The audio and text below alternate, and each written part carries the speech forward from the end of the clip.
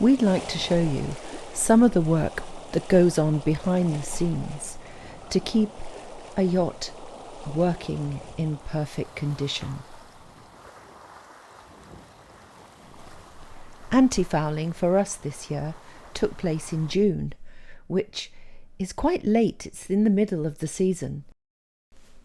We had to repair our dodger and to fit our brand new propeller. These jobs take a great deal of skill and experience to complete. Here are a few jobs that Neil did last season as a representation of some of the jobs that you have to do yourself. So if you want to sail a yacht, it's best if you know and are prepared to find out how to do these jobs yourself. This would be a perfect time to subscribe to our channel. Give us a thumbs up, like, and leave a comment below. Today, Neil is changing these because they've degraded in the sun. They're actually quite sticky. It's horrible.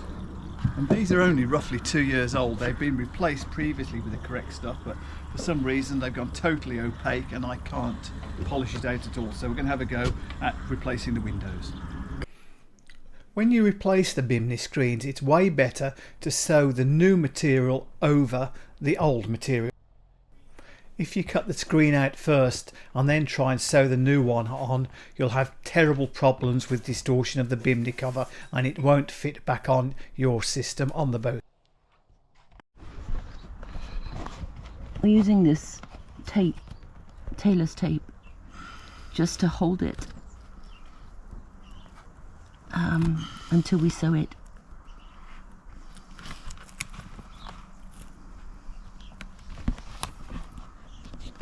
And we're just sticking as we go.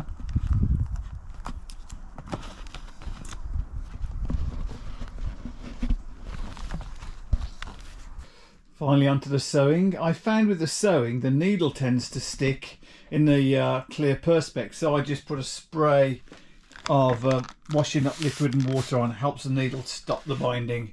But yeah, sewing part and a double run is always quite difficult.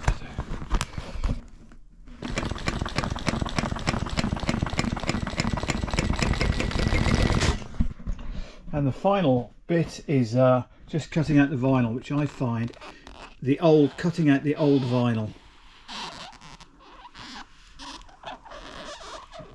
which is strangely satisfying.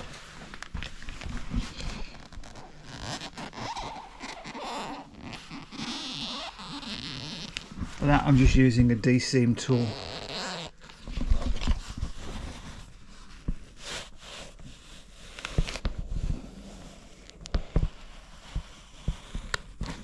But look at the difference.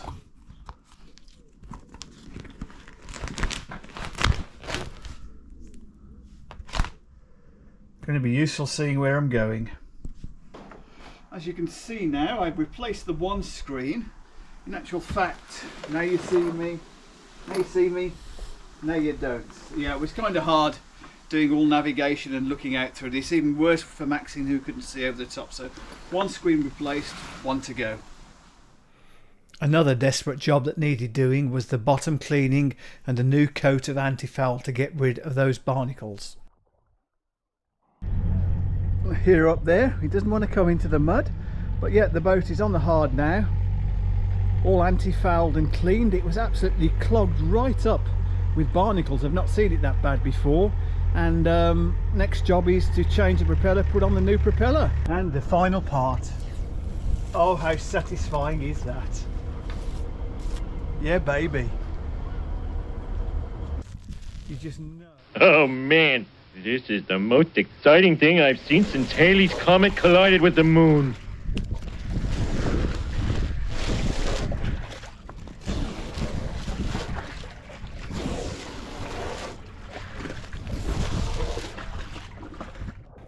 Previously in episode 40 we lost our propeller, So we had a new one made and now finally time to fit it.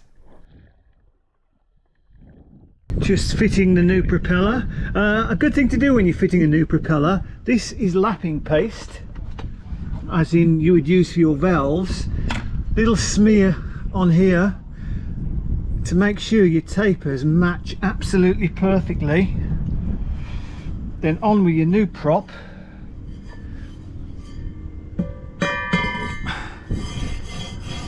And keep lapping that in until it's a perfect fit. You should see sort of rub marks all the way along the taper. So yeah, before fitting your prop, a lapping in process. New prop is now on. Don't forget your lock washer.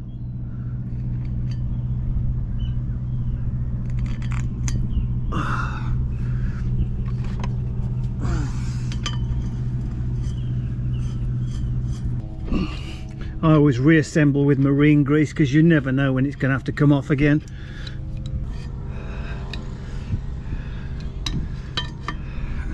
I have to switch the camera off to do the final tighten. And the final part of installing the prop is here. You can see little flats on the retaining nut. This here needs to be pushed over and onto the flat on both sides. So just taking your screwdriver, tap that so it folds on there.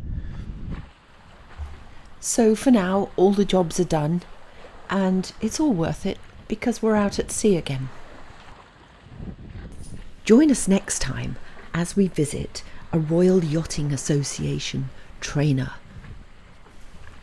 We get some tips on man overboard, flying the spinnaker, and effective tacking.